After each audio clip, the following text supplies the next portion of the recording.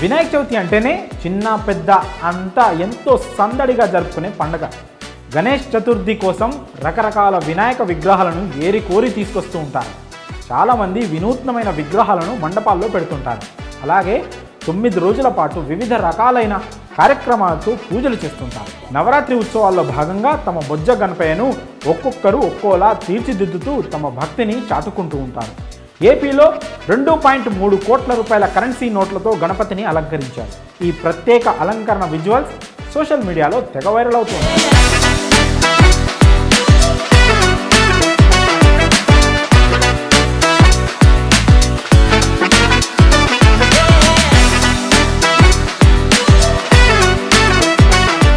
గణపతికి పూజ చేయాలంటే వివిధ రకాల పూలను సేకరించి వాటిని దండలుగా చేసి కడుతుంటారు. ఓ అడుగు ముందుకేసి కొందరు భక్తులు స్వామివారికి పుష్పాల స్థానంలో కరెన్సీ నోట్లను దండలుగా రూపొందించి తమ భక్తిని చాటుకున్నారు.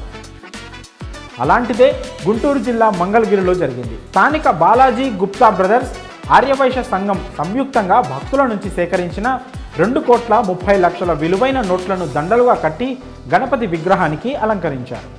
తమ మండపంలో వినాయకుడు వినూత్నంగా ఉండాలని ఇలా కరెన్సీ నోట్ల దండలతో అలంకరించారు.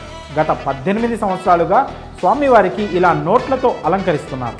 మొదట ₹1,00,000 కరెన్సీ నోట్లను వినాయకుడికి అలంకరించడానికి ఉపయోగించారు. అప్పటి నుంచి ప్రతి ఏటా కరెన్సీ నోట్లను పెంచుకుంటూ పోతున్నారు. అలా పెంచుకుంటూ ఈ ఏడాది ఏకంగా 2,30,00,000 విలువైన కరెన్సీ నోట్లను స్వామివారికి అలంకరించారు. వినాయకుడికి అలంకరించిన దండ ప్రత్యేక ఆకర్షణగా మారడంతో చాలామంది భక్తులు సుదూర ప్రాంతాల నుంచి తరలివచ్చి స్వామివారిని దర్శించుకుంటున్నారు.